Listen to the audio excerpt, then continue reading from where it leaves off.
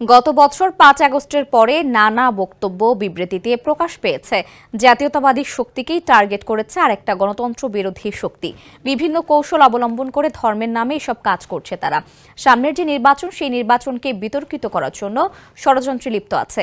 বিএনপির সিনিয়র যুগ্ম মহাসচিব রুহুল কবির রিজভী এ মন্তব্য করেছেন। তিনি বলেন, পরাজিত ফ্যাসিবাদের দোসররা দেশে নেই, তারা পার্শ্ববর্তী দেশ থেকে কালো টাকা এবং অবৈধ অস্ত্রের জোরে নানাভাবে কাজ করছে।